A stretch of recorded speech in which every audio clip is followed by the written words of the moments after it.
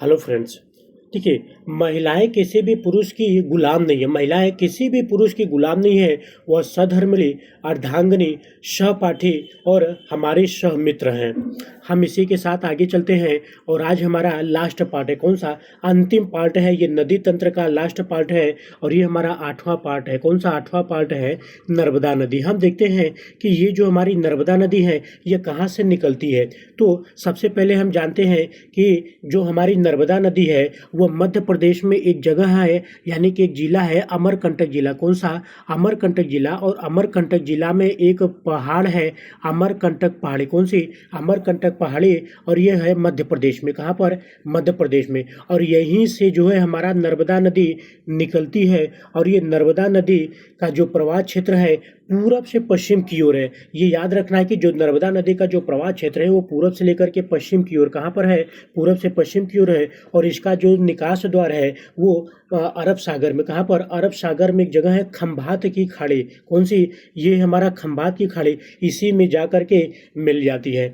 अब हम देखते हैं कि इस नर्मदा नदी में कौन कौन सी सहायक नदियाँ हैं। तो सबसे पहले हम देखते हैं दाहिने तट की नदी। कौन सी? दाहिने तट की नदी कौन कौन सी है? तो सबसे पहले जो हमारी नदी आती है वो हमारी वरना नदी। कौन सी? वरना नदी जो है नर्मदा नदी की एक सहायक नदी है। फिर हम देखते हैं कोलार नदी। कौन सी?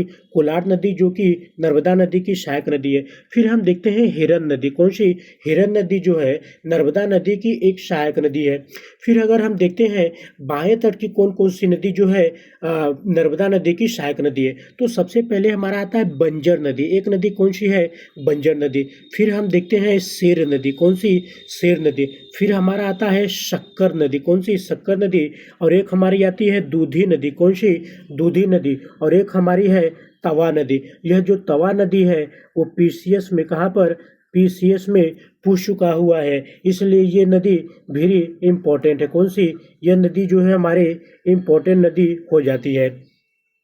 तो ये है हमारा नर्मदा नदी की सहायक नदियाँ। तो नर्मदा नदी की सबसे बड़ी इम्पोर्टेंट बात है कि इसमें जलप्रपात कौन कौन से हैं और इसमें बांध कौन कौन से बनाए। तो सबसे पहले हम देखते हैं जलप्रपात के बारे में। कौन से?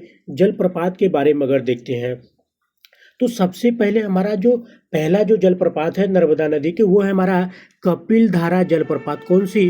कपिल धारा जो जलप्रपात है ये नर्मदा नदी की पहली जलप्रपात है। फिर हम देखते हैं धुआंधार जलप्रपात। कौन सी? ये धुआंधार जलप्रपात जबलपुर में। कहाँ पर? धुआंधार जो जलप्रपात है ये जबलपुर में है। ठीक है। अब इसके बाद हम देखते हैं बांध की। कौन सी? नर्मदा नदी में कौन कौन से महत्वपूर्ण बांध जो है बने हुए हैं। अगर हम यहाँ पर महत्वपूर्ण बांधों की अगर चर्चा करें, कौन सी बांधों की अगर चर्चा करें तो कौन कौन सी है, तो सबसे पहले हमारा आता है बरगी बांध। कौन सी? ये बरगी बांध जो है ये नर्मदा नदी पर बना हुआ है। फिर हम देखते हैं इंदिरा सागर बांध। कौन सी? इंद्र सागर जो बांध बना हुआ ये नर्मदा नदी की सबसे महत्वपूर्ण बांध है। और एक हमारा है ओमकारेश्वर बांध। कौन सा? ओमकारेश्वर बांध। ये भी नर्मदा नदी पर बांध बनाए हुए हैं। और लास्ट हमारा आता है सरदार सरोवर बांध। कौन सा? सरदार सरोवर बांध। ये सरदार सरोवर बांध जो है सरदार वल्लभ भाई पटेल के नाम पर रखा गया है। सरदार सरोवर बांध जो कि नर्मदा नदी पर बना हुआ है।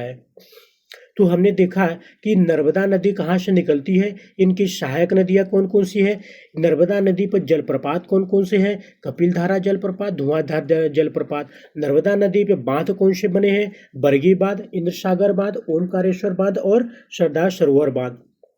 एक महत्वपूर्ण बात और है कि ये जो नर्मदा नदी जो प्रवाहित हो रही है इन किन दो पहाड़ों के बीच में प्रवाहित हो रही है। तो याद रखना ये जो नर्मदा नदी है उत्तर में कौन सा है? विंध्याचल पर्वत। कौन सा? उत्तर में है विंध्याचल पर्वत। और दक्षिण में हमारा जो है सतपुड़ा पर्वत। कौन सा? सतपुड़ा पर्वत। यानी कि ये जो है हमारा विंध्याचल पर्वत है और दक्षिण में कौन सा है? सतपुड़ा पर्वत के बीच में प्रवाहित होती है। यह नदी जो है इस नदी का जो प्रवाह क्षेत्र है